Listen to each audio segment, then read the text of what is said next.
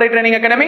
So guys வந்து PC மாணவர்கள் நிறைய பேர் வந்து ஆதங்கப்பட்டு கொண்டிருந்தீர்கள். என்னன்னா பிசிவே மறந்துட்டீங்களா சார், ஃபுல்லா எஸ்ஐக்கே கான்சென்ட்ரேட் பண்ண ஆரம்பிச்சிட்டீங்க, அப்ப நாங்களாம் என்ன பண்றது, முப்படையை நம்பிட்டு இருக்கோமே அப்படின்னு சொல்லிட்டு நிறைய பேர் நிறைய விதமான கமெண்ட்ஸ்லாம் போட்டுட்டு இருந்தீங்க. பார்த்துட்டு தான் இருந்தோம், பார்க்காமலாம் இல்லை. ஸோ உங்களுக்கான ஒரு சில விஷயங்கள் புதுசா பண்ணலாம். ஏன்னா எஸ்ஐன்றது வேற, பிசின்றது வேற. நீங்களாம் குழந்தைங்கன்னா அவங்களாம் பெரியவங்க, அவ்வளவுதான் வித்தியாசம். அவங்கலாம் வந்து ஒரு டிகிரி ஸ்டாண்டர்ட் முடிச்சவங்க, அவங்களுக்குலாம் ஆல்ரெடி முடிஞ்சிருச்சு, எக்ஸாம் கிட்ட வந்துருச்சு. முதல்ல அவங்களை முடிச்ச அப்படியே ஓரம் கட்டிட்டு அதுக்கப்புறமா ஃபுல் ஃப்ரீயா நம்ம எதை பண்ண போறோம், பிசிக்கு தான் முக்கியமா இறங்கி பண்ண போறோம். ஸோ அதனுடைய விளைவாக தான் இன்னைக்கு நாங்க பண்ணிருக்கோம். வெளியே தமிழ்நிலையை பார்த்திருப்பீங்க, காவலர்களே உங்களுக்கான கேள்வி மைதானம் இது அப்படின்னு சொல்லிட்டு.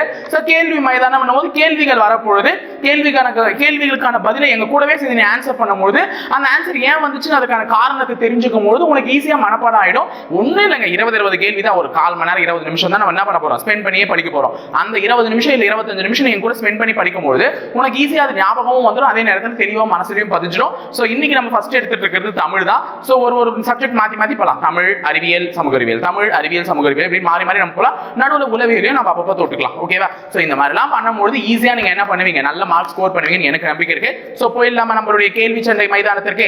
இந்த கேள்வி சண்டை மைதானத்தில் நீ இன்னைக்கு போட்டி போட போற இந்த 20 கேள்விகள் பதில மறக்காம கமெண்ட் செக்ஷன்ல போட்டி போட்டு பதில் சொல்லு. உங்களுக்குள்ள எத்தனை காம்படிட்டர்ஸ் ஒளிஞ்சுக்கிட்டு இருக்காங்கன்றத பாரு. ஓகேவா? ஸோ ஃபர்ஸ்ட் கேள்வி, இன்பத்தமிழ் என்ற பாடலின் ஆசிரியர் யார்? ஓகேவா? சோ இன்பத்தமிழ் என்ற பாடலின் ஆசிரியர் வந்து மகாகவி பாரதியாரா, இல்ல பாவேந்தர் பாரதிதாசன் அவர்களா, இல்ல சுரதா அவர்களா, இல்ல கவிஞர் மு மேத்தா அவர்களா? இந்த 4 ஆப்ஷன் தான் உனக்கு கொடுத்திருக்காங்க. சோ இந்த இடத்துல வந்து 2 பேருடைய நேரடி பெயர்கள், இதுவே வந்து புனை பெயர் தான், சுரதா அவர்கள் புனை பெயரும் மு மேத்தா அவர்களின் நேரடி பெயரும் கொடுத்திருக்காங்க. இவர்கள் 2 பேருடைய சிறப்பு பெயர்கள் தான் கொடுத்திருக்காங்க. பாரதிதாசன் ஐயா அவர்களின் சிறப்பு பெயர் பாவேந்தர், சோ மகாகவி பாரதியார் அவர்களின் சிறப்பு பெயர் மகாகவின்னு அவர் சொல்லுவாங்க. சோ ஆன்சர் எதுன்னு பாத்தீங்கன்னா இன்பத்தமிழ். தமிழ் வந்து தமிழுக்கு அமுதென்று பெயர் அப்படின்னு சொல்லிட்டு நீ 6th படிக்கக்கூடிய முதல் அந்த இன்பத்தமிழ் என்ற பாட்டினுடைய ஆசிரியரை யார் அப்படின்னு பாத்தீங்கன்னா பாவேந்தர் பாரதிதாசன் அவர்கள் தான். இந்த நேரத்து கமெண்ட் பாக்ஸ்ல நீ நிறைய பேர் கமெண்ட் பண்ணிருப்ப. சோ பாவேந்தர் பாரதிதாசன் அவர்கள் தான் எந்த நூலை இயற்றினார், இன்பத்தமிழ் என்ற பாடலுடைய ஆசிரியரா இருக்கிறார். ஓகேவா? சோ தமிழுக்கு அமுதென்று பெயர், அந்த தமிழ் இன்ப தமிழெங்கள் உயிருக்கு நேர் அப்படின்னு சொல்லிட்டு பாடியவர் தான் யாரு, பாரதிதாசன் அவர்கள். சோ இதை வந்து ஒரு படத்துல எம்ஜிஆர் அவர்கள் கூட பாடியிருப்பாரு, தமிழுக்கு அமுதென்று பேர், அந்த தமிழ் இன்ப தமிழ் எங்கள் உயிருக்கு நேர் அப்படின்னு பாடியிருப்பாங்க. ஓகேவா? அதெல்லாம் நல்லா இருக்கும், சூப்பர் பாட்டு அதெல்லாம் ஒரு காலத்துல. சோ அது ஓகேவா? சோ செகண்ட் क्वेश्चन, உங்களுக்கான செகண்ட் क्वेश्चन, சுப்புரத்தினம் என்ற இயற்பெயரை கொண்டவர் யார்? யாருக்கு பேர் வந்து சுப்புரத்தினம் சொல்லியிருக்காங்க? ஆக்சுவலா இது வெறும் சுப்புரத்தினம் கிடையாது, கனக சுப்புரத்தினம் என்ற இயற்பெயர் யாருக்கு இருக்குன்னு தான் கேட்பாங்க. சோ கனக சுப்புரத்தினம் என்ற இயற்பெயரை கொண்டவர் இவர்களில் யார்? பாரதிதாசன் அவர்களா, பாரதியார் அவர்களா, சுரதா அவர்களா, வாணிதாசன் அவர்களா? நமக்கு ஆப்ஷன்ஸ் கொடுத்திருக்காங்க. சோ இந்த நேரத்துக்கு நீ பட்டு கமெண்ட் செக்ஷன்ல கமெண்ட் தள்ளிட்டு இருப்ப.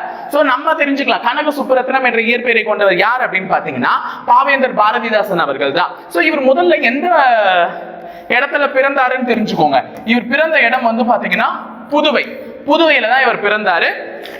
சோ அதே மாதிரி சில இவர்கள் வந்து நிறைய இதெல்லாம் பண்ணியிருக்காரு, நிறைய வந்து புரட்சிகரமான கருத்துக்கள் எல்லாம் வந்து என்ன பண்ணியிருக்காருன்னு பாத்தீங்கன்னா தமிழ்ல வந்து நிறைய புரட்சிகரமான கருத்துக்கள், நாட்டினுடைய சுதந்திரத்திற்கு நிறைய புரட்சிகரமான கருத்துக்கள் எல்லாம் சொல்லியிருக்காரு. அதுல 2-3 விஷயம், அந்த ஃபர்ஸ்ட் நான் தமிழுக்கு சொன்னதுதான், தமிழ் இன்ப தமிழ் எங்கள் உயிருக்கு நேர் அப்படின்னு சொல்லிட்டு இப்ப சொன்னல, அந்த ஒரு கருத்து சொல்லியிருக்காரு. அதே மாதிரி வேற என்னெல்லாம் சொல்லியிருக்காங்கன்னா, எனக்கு நல்லா வந்து இன்னொரு பாட்டும் வந்திருக்கும். ஆக்சுவலா இதுவும் எம்ஜிஆர் ஐயா படத்துல வரக்கூடிய ஒரு பாட்டு தான், எங்கள் வாழ்வும் எங்கள் வளவும் மங்காத தமிழ் என்று சங்கே முழங்கு அப்படின்னு சொல்லுவாங்க. சோ சங்கே முழங்குன்னு வர இதுல வந்திருந்தா கூட யார் தான் வந்திருப்பாரு, பாரதிதாசன் அவர்கள் தான் வந்திருப்பாரு. அதே மாதிரி எங்கள் திருநாட்டில் எங்கள் நல்லாட்சியே அமைய வேண்டும் அப்படின்னு சொல்லிட்டு புரட்சிகரமான கருத்துக்கள் சிலது. அதுக்கப்புறமா இவருடைய ஃபேமஸான ஒன்று என்னன்னா, புதியதோர் உலக செய்வோம் கெட்ட போரிடும் உலகத்தை வேரோடு சாய்ப்போம் அப்படின்னு சொல்லிட்டு ஒரு ஃபேமஸான லைன். இந்த கோட்லாம் யாரெல்லாம் சொல்லியிருப்பாருன்னு பாத்தீங்கன்னா பாரதிதாசன் அவர்கள் தான் சொல்லியிருப்பாரு. சோ அவர் பிறந்த இடம் வந்து புதுவை. சோ இவருடைய இயற்பெயர் என்ன, கனக சுப்புரத்தினம் தான் அவருடைய இயற்பெயர். சோ பாரதியார் மீது கொண்ட அதீத பற்று, ஆக்சுவலா பாரதியாரினுடைய புரட்சி மிகு கருத்துக்களை கொண்ட அவருடைய பாடல்கள் எல்லாம் பார்க்கும்போது என்ன மாதிரி மனுஷன் ஆயிரு அப்படின்னு சொல்லிட்டு அவர் மேல ஒரு அதீத அன்பு கொண்டதுனாலதான் தன்னோட பேரை கனக சுப்புரத்தினம்ன்றதுல இருந்து என்னன்னு மாத்திக்கிட்டாரு, பாரதி தாசன் அப்படின்னு மாத்திக்கிட்டார். ஓகேவா? சோ பாரதின்றது அவர் பெயர், பாரதியாருடைய பெயரை எடுத்துக்கிட்டாரு. தாசன் அப்படின்னா அவரை பின்பற்றுபவர், அவர் பால் அன்பு அதிகமாக கொண்டவர், அவர் மீது அதீத அன்பு கொண்டவர், ரொம்ப லவ் பண்றவங்களை இப்போ என்ன சொல்லுவாங்க, தாசன். அவர் தாசன், பொண்டாட்டி தாசன் ஆயிட்டியா அப்படின்னு கேட்பாங்கல்ல. சோ அந்த மாதிரி வந்து பொண்டாட்டி மேல அதிகமா அன்பு வச்சு அவங்க பக்கம் போயிட்டியான்ற மாதிரி பாரதியார் மேல அதிக அன்பு கொண்டு தாசனா போயிட்டதுனாலதான் அவர் பேர் என்ன, பாரதிதாசன். கனக சுப்புரத்தினம் என்ற பெயர் போயிடுச்சு. சோ நிறைய பெயர்கள்ல தான் நமக்கு அந்த இயற்பெயர்கள்ல தான் கன்ஃபியூஷனே ஆகும். சோ சுப்ரரத்தினம் அப்படின்ற இயற்பெயரை கொண்டவர் யாரு, பாரதிதாசன். இதே பாரதியாருடைய இயற்பெயர் கேட்டாங்கன்னா என்ன இயற்பெயர், சுப்ரமணியன். சுப்ரமணியன். ஓகேவா? சுப்பிரமணிய பாரதியார், மகாகவி சுப்பிரமணிய பாரதியார் அப்படின்னு சொல்லுவாங்க. சுப்பிரமணிய பாரதியார். அப்ப சுப்பிரமணியன்றது தான் பாரதியாருடைய இயற்பெயர். கனக சுப்புரத்தினம்ன்றது யாருடைய இயற்பெயர், பாரதிதாசன். அப்ப ரெண்டு பேருக்குமே சுப்புன்னு தான் வரும். சுப்பிரமணியன், சுப்புரத்தினம். சோ இந்த ரெண்டு கேள்விக்கு வித்தியாசத்தை தெரிஞ்சுக்கோ. அடுத்தது பிசிராந்தையார். பிசிராந்தையார் என்ற நூலின் ஆசிரியர் யாருன்னு கேக்குறாங்க. சோ எல்லாருக்குமே தெரியும், பிசிராந்தையார்ன்றது வந்து ஒரு சாகித்ய அகாடமி விருது பெற்று கொடுத்த நூல். சாகித்ய அகாடமி விருது பெற்று கொடுத்த நூல் எது, இந்த நூல் தான். சோ பிசிராந்தையார் என்ற நூல் தான் சாகித்ய அகாடமி விருது பெற்று கொடுத்தது. யாருக்கு, பாரதிதாசன் அவர்களுக்கு. ஓகேவா? பாரதிதாசன் அவர்களால் படைக்கப்பெற்ற நாடக நூல்கள் கிட்டத்தட்ட 47 இருக்கு. 47 நாடக நூல்களை அவர் படைச்சிருக்காரு. சிலது நூல் வடிவத்தில் இருக்கு, சிலது செய்யுள் வடிவத்தில் இருக்கு, சிலது வழக்குல இருக்கு.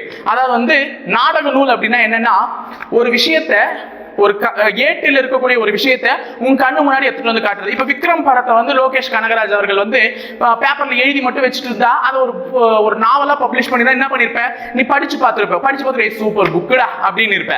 ஆனா அதையே ஒரு திரை காவியமா உன் முன்னாடி ஒரு நடிகர்கள் எல்லாம் வச்சு உன் முன்னாடி காமிக்கும் பொழுது அது வந்து ஒரு சிறந்த நாடகம். ஓகேவா? சோ எழுதப்பட்ட ஒரு நூலை வந்து உன் கண்ணு முன்னாடி வந்து திரை காவியமா படைக்கிறதுக்கு பேர் வந்து ஒரு நாடக நூல்னு சொல்லுவாங்க. சோ அப்படிப்பட்ட ஒரு பிசிராந்தையார் என்ற ஒரு நாடக நூல் தான் அவர் எழுதினார். செய்யுள் வடிவில் எழுதினார், அதை உரைநடை வடிவில் எழுதினார். அது எங்க வந்துச்சு, நாடகமா வெளிவந்துச்சு. அதுதான் அவருக்கு எந்த விருது பெற்று தந்துச்சு, சாகித்ய அகாடமி விருது பெற்று கொடுத்துச்சு. சோ பாரதிதாசன் அவர்களுக்கு சாகித்ய அகாடமி விருது பெற்று கொடுத்த நூல் எது, பிசிராந்தையார் அப்படின்றத ஞாபகம் வச்சுக்கோங்க. சோ நாலாவது கேள்வி, பாரதிதாசன் எழுதிய நூல்களுள் மிகவும் சரியானவை எது? சோ இப்ப ஆப்ஷன்ஸ் எல்லாம் கொடுத்திருக்காங்க. இந்த ஆப்ஷன்ல எந்த ஒரு ஆப்ஷன்ல வந்து பாரதிதாசன் எழுதிய நூல்கள்ல வந்து எல்லாமே இருக்குன்னு பாத்தீங்கன்னா, இருண்ட வீடு பாரதிதாசன் அவர்கள் தான் எழுதினார், அழகின் சிரிப்பு அவர் தான் எழுதினார், குடும்ப விளக்கு அவர் தான் எழுதினார். ஆனா என் கதை அவர் எழுதல. ஓகேவா? சோ இங்க வந்து நமக்கு எந்த ஆப்ஷன் அப்படின்னு பாத்தீங்கன்னா, நான் படிச்சு வச்சிருக்கேன். ஓகேவா? இருண்ட வீடு, அழகின் சிரிப்பு, தமிழிலக்கியம், குறிஞ்சி திட்டு, இந்த எல்லா நூல்களையும் எழுதியவர் யாரு, பாரதிதாசன் அவர்கள் எழுதியதுதான். இதுல பாரதிதாசன் அவர்களால் படைக்கப்படாத நூல் வந்து நூறாசிரியம். இது வந்து அவர் எழுதல. அதே மாதிரி இதுல வந்து வெற்றி வேர்க்கைன்றது அவர் எழுதல. தமிழிலக்கம் கூட அவர் எழுதியிருக்க மாட்டாருன்னு நினைக்கிறேன். வெற்றி வேர்க்கை அவர் எழுதல. ஓகேவா? சோ முதல்ல அவர் எழுதிய நூல்கள் சிலது பெருமை மிகு நூல்களை தெரிஞ்சுப்போம். ஏன்னா நாளை பின்ன அந்த நூல் பெயரை கேட்டு கூட நமக்கு என்ன பண்ணலாம், யார் ஆன்சர்னு கேட்கறதுக்கு வாய்ப்புகள் இருக்கு. சோ அவர் எழுதிய நூல்கள் பெயர் வந்து என்னன்னு பாத்தீங்கன்னா, நான் ஒரு ஆர்டர்ல எழுதி வச்சிருக்கேன். ஆக்சுவலா உனக்கு ஈஸியா மனப்பாடம் ஆகிற மாதிரி, இருண்ட வீடு. வீடு இருண்டுடுச்சுன்னா நல்ல ஞாபகம் வச்சுக்கோங்கம்மா, இருண்ட வீடு. வீடு இருண்டுடுச்சுன்னா நம்ம என்ன போடுவோம், விளக்கு போடுவோம். அப்போ குடும்ப விளக்கு. அப்போ இது ரெண்டும் ஒரு ஜோடி. ஓகேவா? இருண்ட வீடு, குடும்ப விளக்கு. வீடு இருண்டுடுச்சுன்னா விளக்கு போடுவோம். அதே மாதிரி கண்ணகி புரட்சி. கண்ணகி வந்து என்ன புரட்சி பண்ணாங்க, மதுரையவே எரிச்சாங்க. யார்கிட்ட நியாயம் கேட்டு, பாண்டியன் கிட்ட நியாயம் கேட்டு. அப்போ பாண்டியன் பரிசு, பாண்டியன் பரிசு. அப்போ இது ரெண்டும் ஒரு ஜோடி, இது ரெண்டும் ஒரு ஜோடி. இருண்ட வீடு, குடும்ப விளக்கு. கண்ணகி, இது கண்ணகி புரட்சி, பாண்டியன் பரிசு கொடுத்தாரு. அடுத்த ரெண்டு ஜோடி எதுன்னு பாத்தீங்கன்னா, மணிமேகலை வெண்பா. மணிமேகலை வெண்பா, மணிமேகலை வெண்பான்னு சொல்றாங்க. ஆக்சுவலா மணிமேகலை அப்படின்றவங்க குக்கு வித் கோமாளி எல்லாருமே பார்த்துருப்பீங்க. சீசன் 3ல வந்து என்ன பண்ணுவாங்க, ஒரு காமெடியனா ஒர்க் பண்ணுவாங்க, கோமாளியா இருப்பாங்க. அப்ப மணிமேகலை வெண்பான்றது வந்து அழகின் சிரிப்பு, சிரிப்பு வர வைக்கிறதுக்கு அவங்க ஹெல்ப் பண்றாங்க. அப்ப அழகின் சிரிப்பு. அதே மாதிரி இசை அமுது, அமுது படைக்கிறாங்களா அவங்க, அங்க சாப்பாடு தானே செய்யறாங்க. சோ மணிமேகலை வெண்பா, அழகின் சிரிப்பு, இசை அமுது. அதே மாதிரி எதிர்பாராத முத்தம். அவங்க கண்டி நல்லா செஃப் ஆஃப் த வீக் வாங்கிட்டாங்கன்னா என்ன பண்ணுவார் தாமு சார், அவங்களுக்கு வந்து முத்தம் தருவார். அது எதிர்பாராத முத்தம், பாசமா அப்பான்ற போர்வையில அப்பான்ற ஒரு அன்புல வந்து அவருக்கு வந்து ஒரு முத்தம் தருவாரு. சோ அது வந்து என்ன, ஆக்சுவலா எதிர்பாராத முத்தம். அப்ப மணிமேகலை வெண்பா அவங்க என்ன பண்ணுவாங்க, அழகின் சிரிப்பு, சிரிக்கிறதுக்கு கோமாளியா வேலை செய்யறாங்க, இசை அமுது, அமுது படைப்பாங்க, அடுத்தது எதிர்பாராத முத்தம். இதெல்லாம் அவர் எழுதின ஃபேமஸ் நூல்கள். அடுத்தது வேற என்னன்னு பாத்தீங்கன்னா, இன்னொரு ரொம்ப ஒரு முக்கியமான விஷயம், தமிழச்சியின் கத்தி. தமிழச்சியின் கத்தி வீரத்தாய். வீரத்தாய், தமிழ்நாட்டுல பிறந்த ஒரு வீரத்தாய் கையில என்ன வச்சிருப்பாங்களாம், கத்தி வச்சிருப்பாங்க. அப்ப தமிழச்சியின் கத்தி, வீரத்தாய், இதெல்லாம் வந்து அவர் எழுதிய ஒரு நூல்கள் தான். இன்னொன்னு சொல்றாங்க, புரட்சி கவி. அவர் எழுதின ஒரு நூலே வந்து புரட்சி கவி. அது மட்டும் இல்லாம பாரதிதாசன் சார் என்னன்னு அழைப்பாங்க, அவரை என்னன்னு அழைப்பாங்கன்னா புரட்சி கவிஞர் தான் அழைப்பாங்க. அப்ப பாரதிதாசன் எழுதிய நூல்கள் சரியானவை, இருண்ட வீடு, அழகின் சிரிப்பு, தமிழிலக்கியம், குறிஞ்சி திட்டு.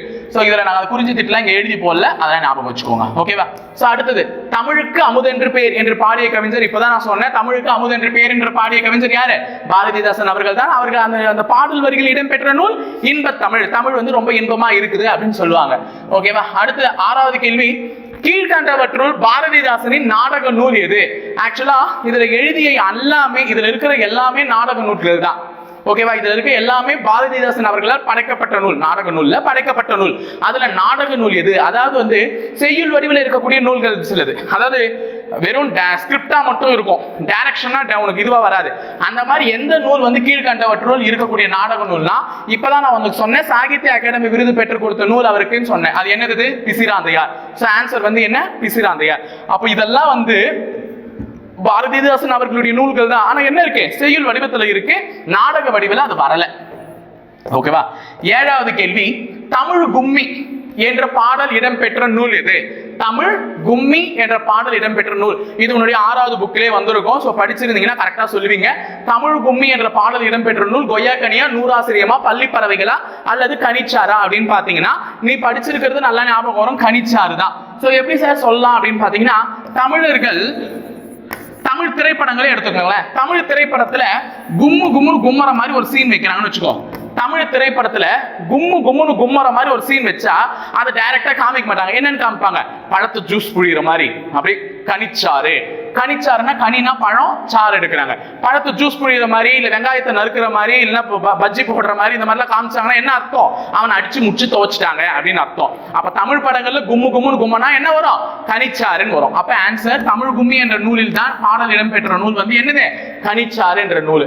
அது மட்டும் இல்லாம கனிச்சாறு எத்தனை தொகுதிகள்ல இடம்பெற்றிருக்குன்னா 8 தொகுதிகள்னு சொல்லுவாங்க. அது பின்னாடி ஒரு கேள்வியாவே வச்சிருப்போம் பாருங்க.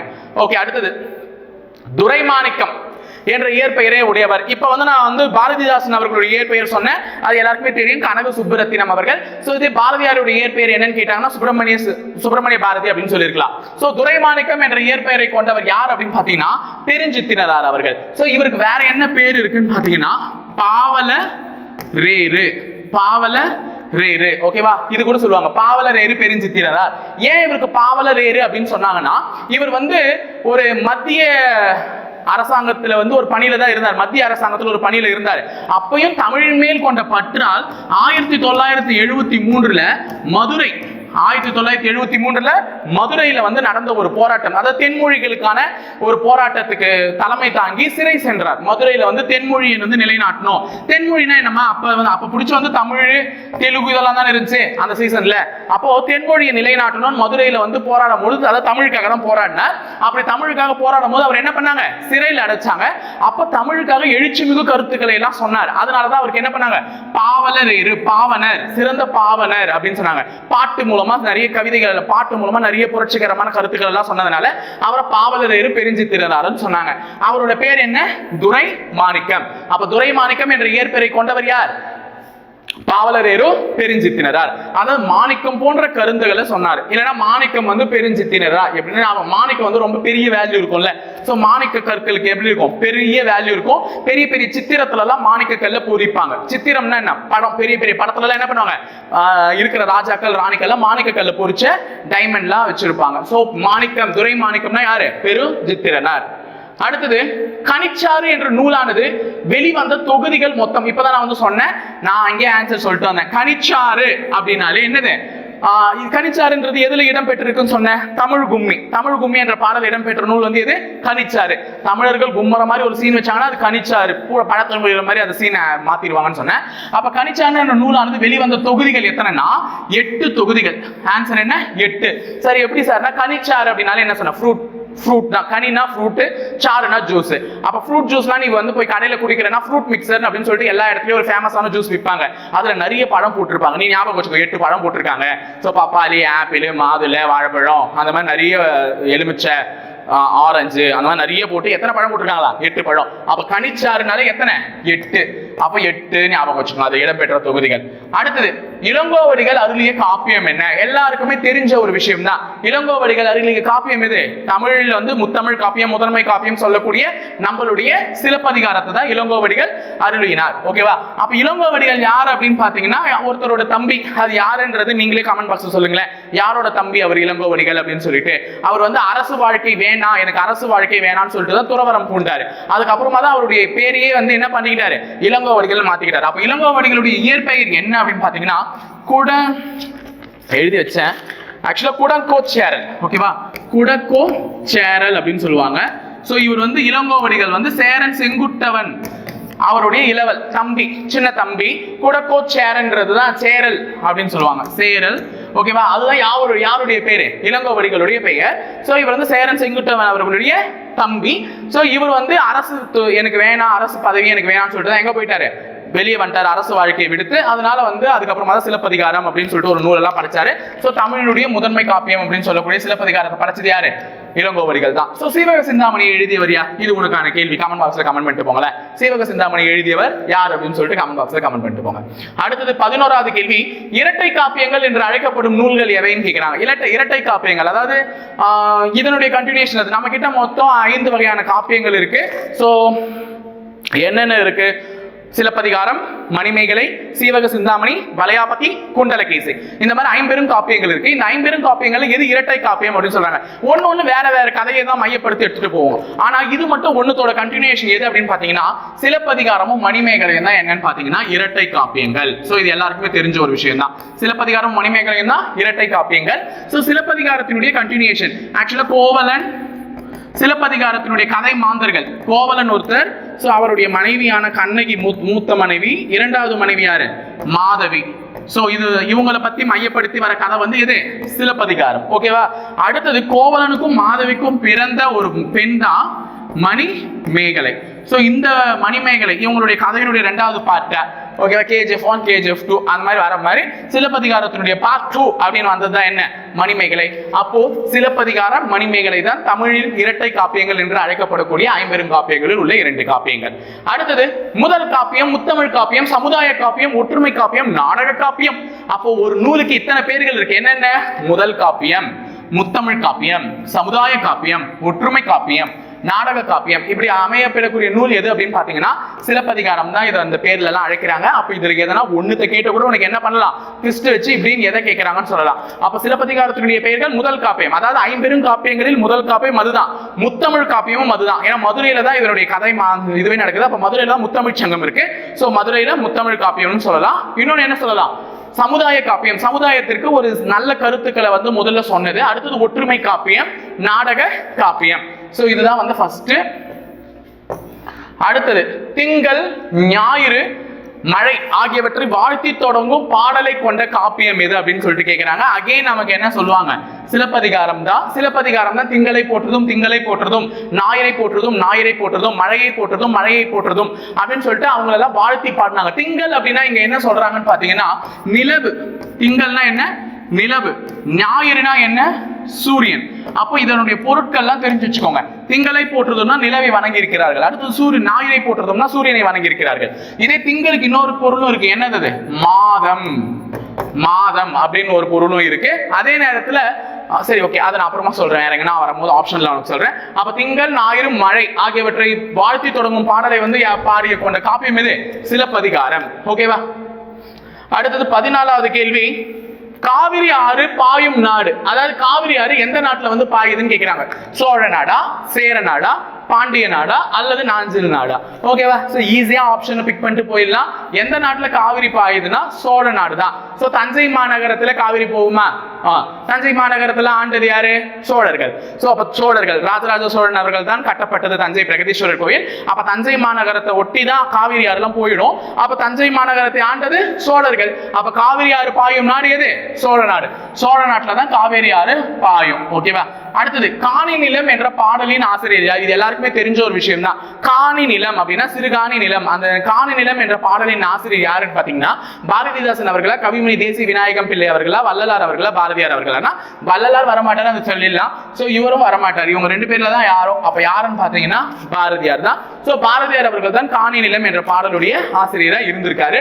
சோ பாரதியார் அவர்கள் வந்து 20ஆம் நூற்றாண்டின் 20ஆம்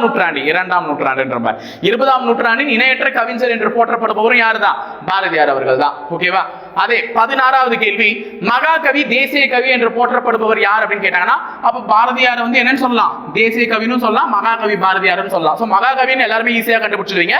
தேசிய கவின்னு கேட்கலாம். சோ உன்ன குழப்பறதுக்காக புரட்சி கவி என்று அழைக்கப்படுபவர் யார் அப்படின்னு சொல்லிட்டு கேட்டாங்கன்னு வச்சுக்கோ, நம்ம என்ன பண்ணுவோம்?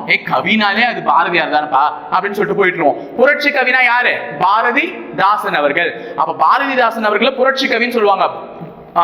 ஏன்னா அவருடைய பேரே புரட்சி கவிஞர் தான். இன்னொரு பேர் மக்கள் கவிஞர், புரட்சி கவிஞர்லாம் சொல்லுவாங்கல்ல, அது புரட்சி கவிஞர் தான் பாரதிதாசனுடைய பேரு. அடுத்தது சுப்பிரமணியன் என்ற இயற்பெயரை கொண்டவர். இப்பதான் நான் செஷனுடைய ஆரம்பத்திலே நடத்தின கனக சுப்பிரத்தினம் என்ற இயற்பெயரை கொண்டவர் பாரதிதாசன் அவர்கள். அப்ப சுப்பிரமணியன் என்ற இயற்பெயரை கொண்டவர் யாரு? பாரதியார் அவர்கள். ஓகேவா? சோ 17 கொஸ்டின் ஆயிடுச்சு. இன்னும் 3 கொஸ்டின் தான். ஃபாஸ்ட்.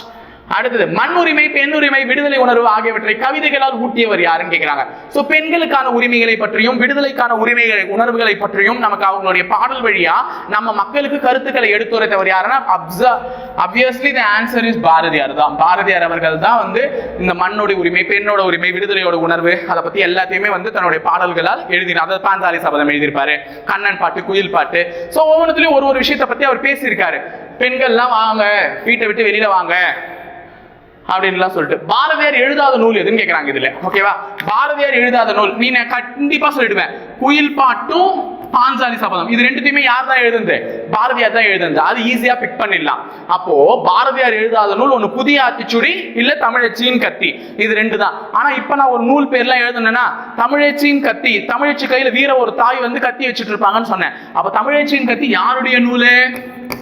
பாரதிதாசன் அவர்களுடைய நூல். அப்ப பாரதிதாசன் அவர்களுடைய நூல் வந்து கண்டிப்பா யாரோட நூலா இருக்காது? பாரதியாரோட நூலா இருக்காது. அப்ப ஆன்சர் வந்து இதுதான். அப்ப பாரதிதாசன் எழுதாத நூல் எது? தமிழச்சியின் கத்தி. So the last and final question of this session, Cheran செங்குட்டுவனின் சகோதரன். இதுவே இப்ப இங்கதான் டிஸ்கஸ் பண்ணேன். அப்ப சேரன் செங்குட்டுவன் ஒரு மன்னர், சேர மன்னர். அவருடைய சகோதரன் யார் அப்படின்னு பாத்தீங்கன்னா இளங்கோவடிகள் அவர்கள் தான். இவரோட பேர் என்னன்னு சொன்ன? குடச்சேரல், குடக்கோச்சேரல் சொல்லியிருந்தேன். ஆக்சுவலா ஒரு பேர் சொன்னேன், அது எனக்கே அடிக்கடிக்கு மறந்தது. குடக்கோச்சேரல் தான் கரெக்ட். குடக்கோச்சேரல்ன்றவர் தான் இளங்கோவடிகள் அவர்களுடைய பெயர் சொல்லியிருந்தேன். சோ அவர் வந்து அரசு வாழ்க்கையை விடுத்து தான் என்ன பண்ணாரு? துறவரம் பூண்டாரு, இளங்கோவடிகள்னு பேர் மாத்திக்கிட்டார். ஓகேவா? சோ இது வந்து போதும். இன்னைக்கு ஒரு 10-20 கொஸ்டின் பார்த்திருக்கோம். ஓகேவா? சோ இதற்கு அடுத்தது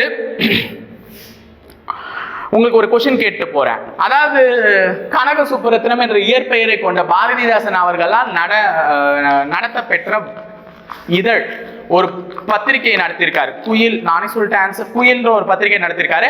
அது வார இதழ் அவருக்கு. அது என்னன்னு பாத்தீங்கன்னா மாசம் மாசம் வரக்கூடிய இதழ் தான். ஓகேவா? சோ கைஸ் இன்னைக்கு கிளாஸ் கொஞ்சம் இன்ட்ரெஸ்டா இருந்திருக்கும். 20 கேள்விகள் படிச்சிருப்பீங்க. சோ 20 கேள்விகள் அசால்ட்டா முடிச்சு நீ கத்துக்கிட்டு இருப்பீங்க. இதே மாதிரி தான் நம்ம சயின்ஸ், சோஷியல் கொஞ்சம் கொஞ்சமா ரிவிஷன் பண்ணிட்டே போறோம். சோ எல்லாருமே கூட இருந்து சப்போர்ட் பண்ணாதான் உங்களுக்கான கொஸ்டின்ஸ் ஈஸியா அமைச்சு கொடுக்க முடியும். சோ நல்லா படிங்க. All the very best for your exam. So busy exam கிட்ட நெருங்கிட்டு இருக்கு. நம்ம அதுக்குள்ள முடிச்சிடலாம் 20 போயிட்டு. ஓகேவா? All the best. தேங்க்யூ.